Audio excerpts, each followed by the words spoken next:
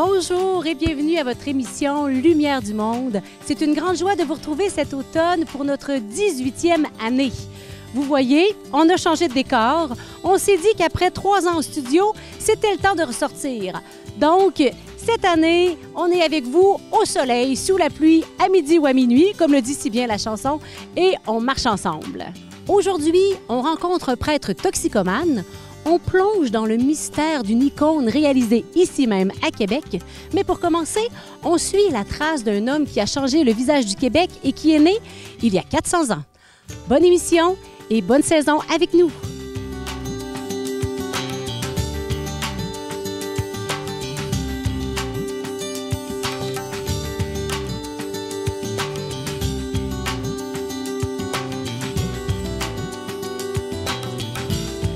Nous sommes dans une année de célébration. Saviez-vous que c'est le 400e anniversaire de naissance de François de Laval, tout premier évêque de Québec?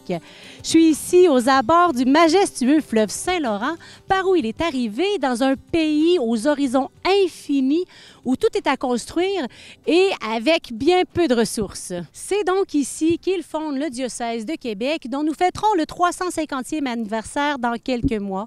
Nous partons à la découverte de ce personnage plus grand que nature. Aujourd'hui, on part à la découverte d'un homme. Un homme qui a changé le visage du Québec.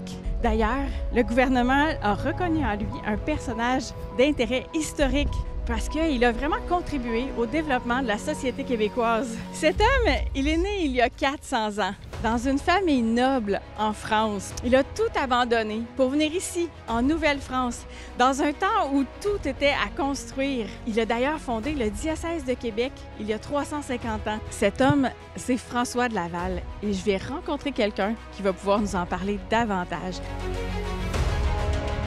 Martina, est-ce que tu peux nous parler de François de Laval? Bien sûr. Alors, François de Laval, c'est un homme du 17e siècle. Il est né noble et il aurait pu être promis à une grande carrière en France avec plein d'argent. Mais lui, ce qui l'intéressait, c'était les missions. Il voulait aller dans une terre lointaine, évangéliser. Et il va être promu comme évêque. Et on va lui dire, ben tu sais, à la place d'aller dans les missions orientales, on va t'envoyer au Canada. C'est bien frais, tu vas voir, tout est à construire. Et c'est vraiment comme ça qu'il va arriver ici, dans cet esprit nouveau d'un évêque missionnaire, de quelqu'un qui est proche des gens et qui doit bâtir une église à partir de rien, dont les fondations sont encore là aujourd'hui. Quand il est venu ici pour fonder le diocèse de Québec, est-ce que le territoire était le même que le diocèse actuel? Non, à l'époque, il était tout seul. Alors, tout le territoire canadien était son diocèse. Donc, on parle vraiment de l'Acadie jusqu'au Grand Lac, la baie du Hudson jusqu'au Mississippi. Wow. C'est immense. Aujourd'hui, c'est couvert par au-dessus de 200 évêques et lui était tout seul. Alors, vous devez imaginer la tâche colossale qu'il avait de tout visiter ces gens-là. Et il a fait ça à pied? En fait, il l'a fait à pied, en raquette, en mocassin, en canot, en barque. Tous les moyens de déplacement étaient bons parce que c'est vraiment un homme qui va voyager beaucoup.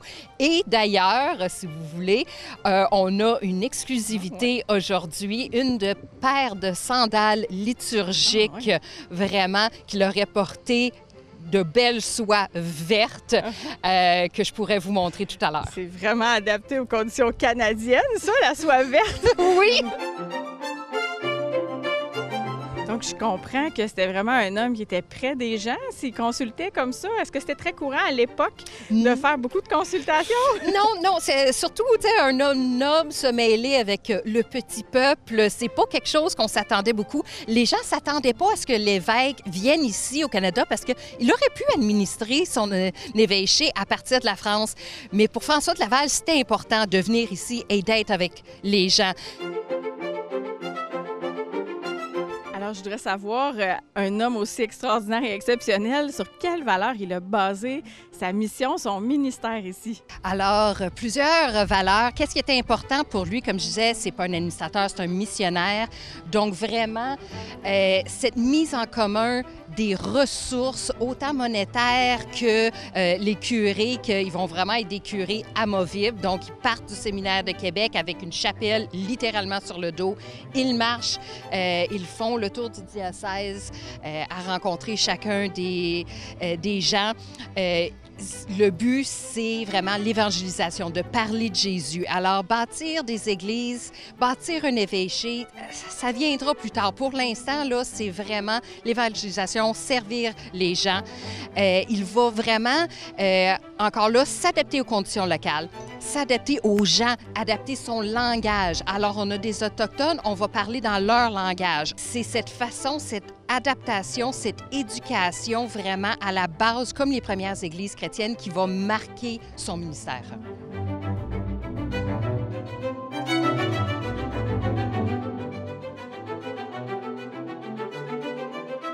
On est dans la cour du séminaire et puis c'est immense, hein? Il y a plusieurs bâtiments. Là.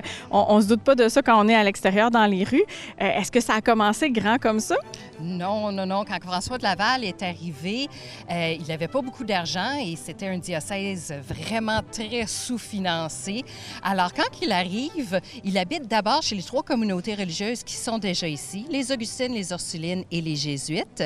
Et ensuite, Guillemette Hébert, qu'on dit aussi Veuve Couillard, va vendre sa petite maison dont on voit les traces ici, dans la cour du petit séminaire. Et c'est dans cette petite maison à 2 étages qu'il va commencer son séminaire de Québec. D'abord avec 6 prêtres, dont 2 qui vont découvrir l'hiver canadien et retourner en France immédiatement.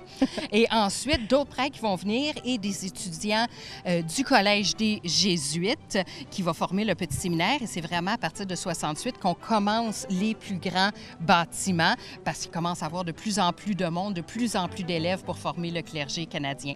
Alors là, on est vraiment dans le oui. Premier endroit où ça a commencé. Oui, effectivement, on n'a plus le 2e étage, mais... On a encore les délimitations. Hey, on s'en va où, là? Qu'est-ce qu'on va découvrir avec toi? Alors, là, on peut aller à l'intérieur du séminaire de Québec, vous montrer les voûtes dont je vous parlais avec les murs de 6 pieds d'épais, la cuisine de François de Laval, l'escalier chez Saint-Joseph, qu'on voit l'usure sur les marches que François de Laval a vraiment marché dessus. On va voir ça, merci. Alors, c'est vraiment le vieil escalier sur lequel François de Laval et les premiers prêtres ont marché. Bon, on a refait le dessus, évidemment, mais vous voyez là, le vieux bois. Ici, on rentre dans le réfectoire où Monseigneur de Laval mangeait avec ses prêtres. On voit le grand foyer de cuisine. Alors, il faut imaginer aussi les poteaux sur lesquels on fait cuire les viandes.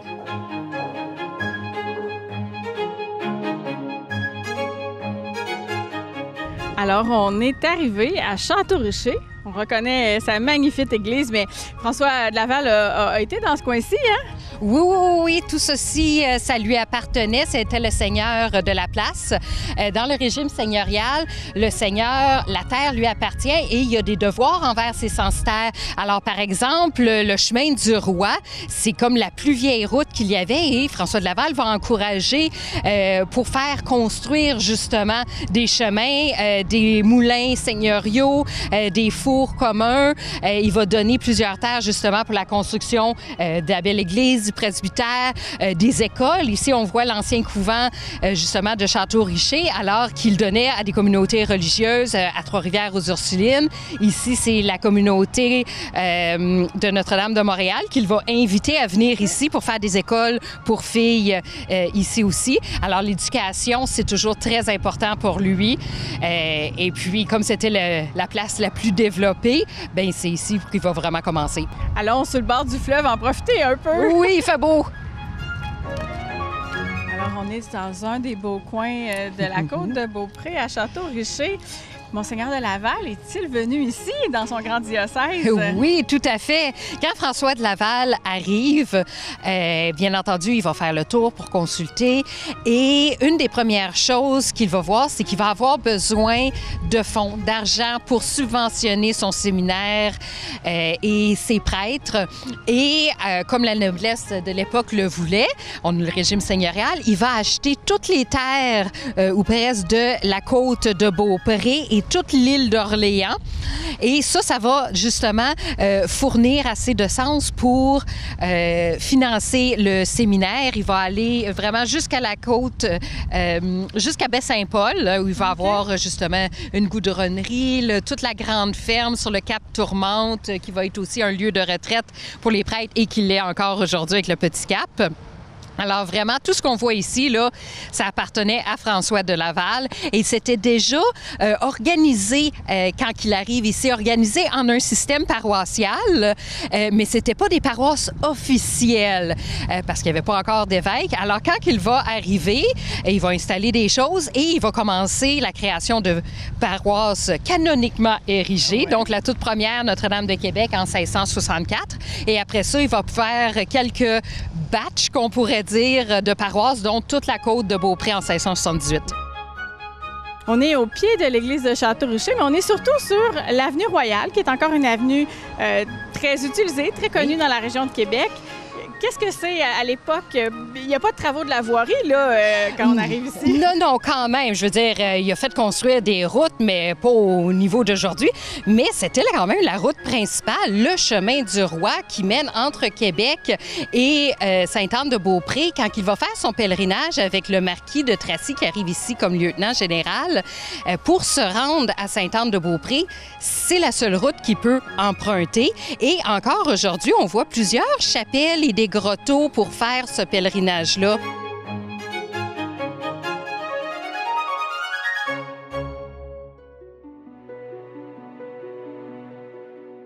On est dans un endroit très mystérieux. On ne déclarera pas où est-ce qu'on est. Qu'est-ce qu'il y a ici? Alors, dans la collection du Séminaire de Québec, qui est une immense collection, une des plus grandes au Canada, on a 3 chaussures liturgiques de l'époque de François de Laval, dont une qu'il a fort probablement portée, et je vais vous expliquer pourquoi. On va voir ça! Tu sais, c'est sûr que la vie, c'est pas divulgué, là. Donc, les gens savent que ça existe.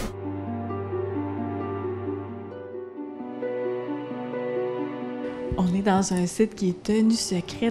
Il y a des collections nationales ici. On va aller voir les souliers de François de Laval. C'est vraiment excitant d'entrer dans un lieu comme ça.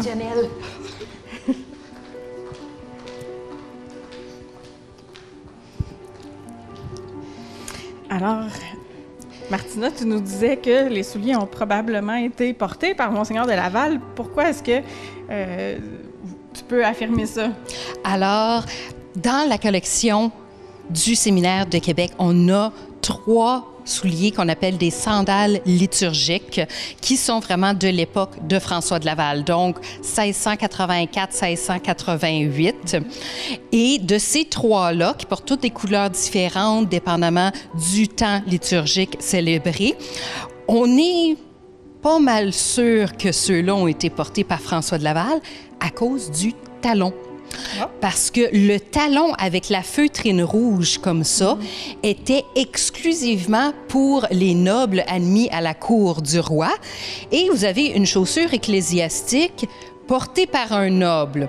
Qui ça peut bien être? Alors, bien que par prudence historique, on dit toujours des souliers dits de François de Laval ou probablement portés, probablement. Hein? Alors, celles-ci sont absolument magnifiques. Comme vous voyez, il n'y a pas de détail de pied. Là. Vous avez un pied gauche, un pied droit, et encore là, on le forme avec notre propre pied. Et c'est de la petite soie verte, toute embrodée à la main avec l'intérieur de cuir, avec, bien entendu, une petite boucle qui se mettait par-dessus. et un talon de bois. Et vous voyez, sandales fermées. Le vert, c'était le temps ordinaire, donc vraiment celui qui était porté le plus souvent. Et vous voyez qu'ils sont quand même assez usés, donc on est certain qu'ils ont été utilisés pendant plusieurs années. Il y a quand même eu 50 ans d'épiscopat. Hein? La plupart des gens mouraient à 45 ans, il est mort à 85, mais comme je dis toujours, cet homme-là était tellement occupé, il a oublié de mourir. Hein?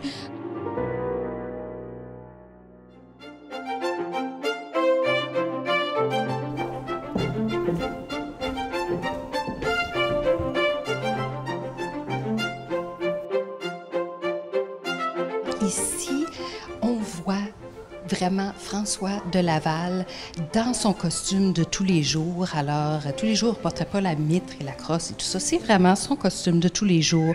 Des petits souliers en cuir, un grand chapeau parce qu'il faut se protéger du soleil. Alors, un homme qui marche beaucoup, qui va vers les gens, qui consulte et qui vraiment a eu cette faculté de s'adapter aux réalités ici canadiennes plutôt que de tenir mordicus à une seule façon de faire.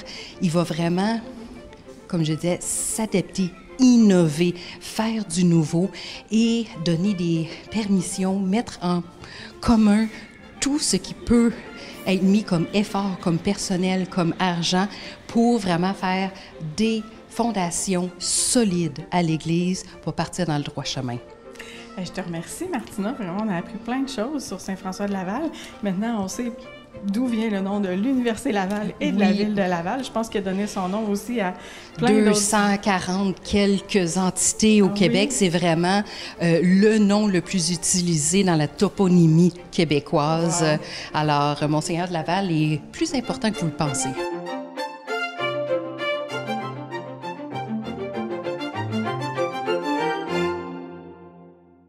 Grande nouveauté cette saison, collaboration avec Le Verbe. Le Verbe Magazine est un média jeune et actuel en pleine expansion.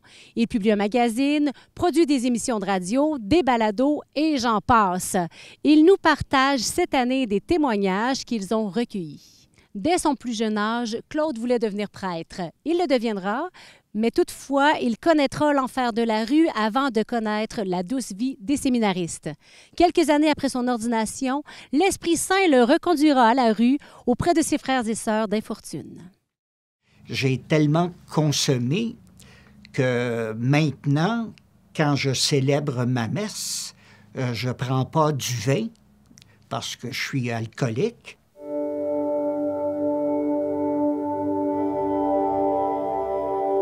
Moi, avant d'être prêtre, j'ai été dans la rue, j'ai consommé beaucoup, drogue et boissons.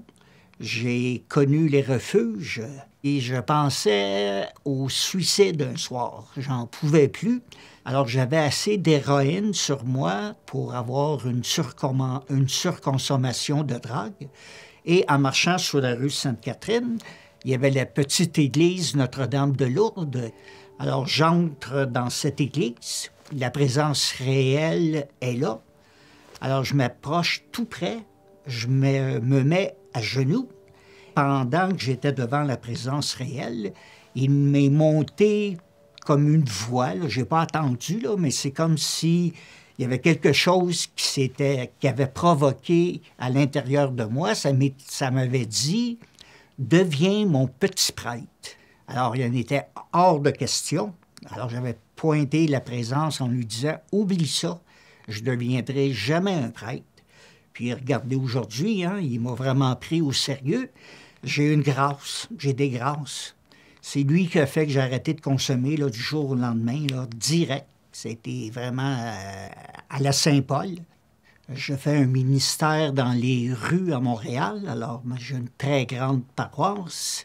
Je ne suis pas travailleur social, je ne suis pas un travailleur de rue. Je suis plus une présence d'église dans la rue. Ce qui étaient mes faiblesses de l'époque sont devenues mes forces. Les jeunes de la rue savent mon parcours, les plus vieux aussi. Alors, ils viennent très facilement me voir, se confier, se confessent. Alors, on fait une bonne équipe là, ensemble. Pour apporter Dieu dans la rue, je dois l'avoir moi-même. Alors, avant d'aller dans la rue, je fais de l'adoration 1 heure. Je suis assidu à mon bréviaire. C'est des prières que les prêtres, on doit faire durant la journée. Parce que si je veux l'emmener, il faut que je le possède moi aussi, sinon je ne pourrais pas. J'ai un tatouage que les jeunes apprécient beaucoup, ils trouvent ça drôle. C'est la figure de Jésus-Christ. Et c'est écrit « Dealeux d'espoir ». Un dealer, c'est un vendeur de drogue. Alors moi, je suis un vendeur d'espoir au lieu d'être un vendeur de drogue. Alors c'est ça, dealer d'espoir. Les jeunes, il y en a qui me connaissent par ce nom-là. Il y a d'autres jeunes qui m'appellent, qui me disent, parce qu'ils savent que j'ai été dans la rue, alors ils me disent, lorsqu'on rencontre un évêque, on rencontre un cardinal, on lui dit son éminence, son excellence, mais vous, on va vous appeler son itinérance. Les gens de la rue m'ont enseigné beaucoup à ne pas juger, d'accueillir toute personne. Peu importe ce qu'elle a fait, elle vaut toujours plus de ce qu'elle a fait, parce que c'est une personne à part entière. Pour moi, chaque personne, c'est une histoire sacrée, et ça, j'y tiens. Avec toutes mes folies que j'ai faites dans ma vie, je ne suis pas placé là, pour donner des ordres à un autre. J'accueille tout le monde. Une fois, une journée, il y a une prostituée qui s'approche pour recevoir la communion. Alors, en lui présentant l'hostie, je lui dis « Voici le corps du Christ ». Et elle me répond « C'est le seul corps qui me respecte ». C'est quelque chose, hein? Quelqu'un de la rue qui te dit ça, qui t'enseigne ça, et elle le vivait comme ça. Elle, c'était son sens à sa vie. Des fois, les gens me disent, « Comment vous faites pour faire ça dans la rue? Ça fait 34 ans, voyons donc. C'est pas difficile. Je rentre chez nous, là, je suis très motivé. Les jeunes ils me donnent tellement d'amour, ces jeunes-là, que je voudrais pas changer. Alors, je suis pas que je suis bon, c'est que je suis égoïste, tout simplement.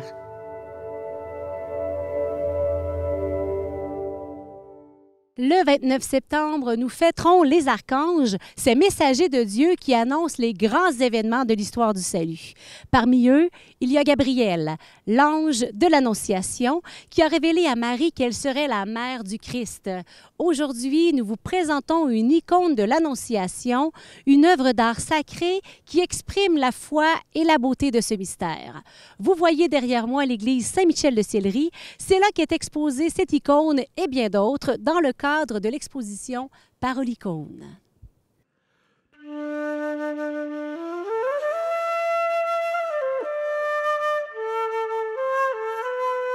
L'Annonciation. L'icône de l'Annonciation. On pourrait dire l'icône du grand oui qui permet à l'incréé d'entrer dans le créé et de se faire chair. Et cela dans le oui de Marie. Icône du oui, icône de l'abandon. Depuis si longtemps, Dieu espérait, attendait, si on peut dire, ce moment, et il se réalise maintenant. Le ciel est doré, le ciel est penché sur l'événement qui est en train de se produire. La Trinité est présente. On voit la colombe. On voit les trois rayons du Père, du Fils, de l'Esprit qui descendent sur l'événement pour le féconder.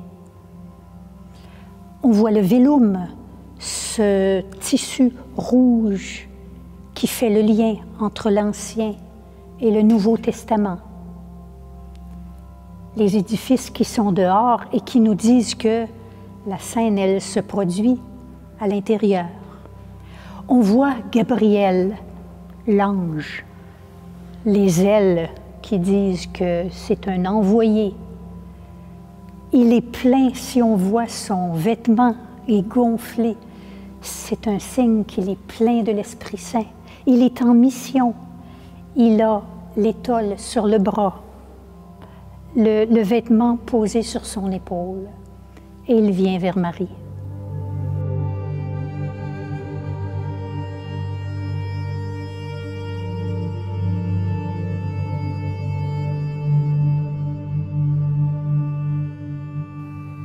Marie, l'humble, dans une situation tellement simple, elle est en train de filer, ce qui nous dit qu'on est à Nazareth.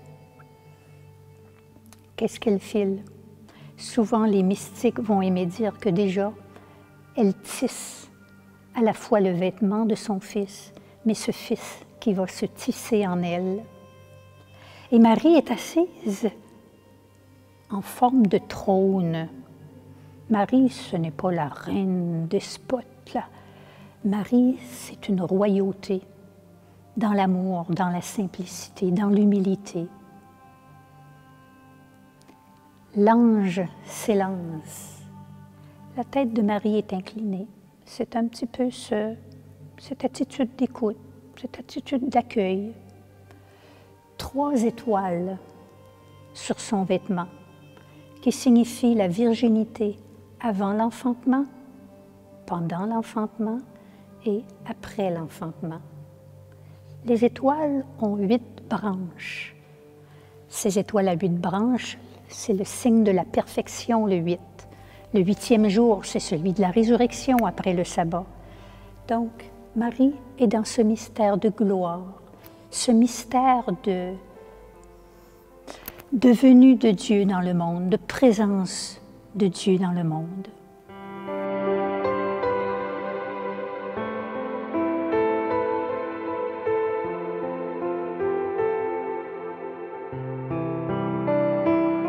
Dieu vient à la rencontre de Marie, à la rencontre de l'humanité. Il trouve enfin sur terre un accueil libre et total à sa présence. Sans tout comprendre, d'un cœur totalement aimant, la Vierge lui donne toute la place. Par l'humble fille de Galilée, Marie, fille de tous ses descendants qui l'ont précédée, l'enfant qui vient est relié à la grande chaîne des vivants. Par l'humble charpentier, Joseph, fille de tous ses descendants, fils de tous ses descendants, le Verbe de Dieu est relié à la lignée de David. Splendeur de l'Éternel qui touche notre terre par des chemins inusités. Une femme accueille le grand projet d'amour. D'un oui qui éblouit jaillit le Fils. Les oui sont féconds. Amen.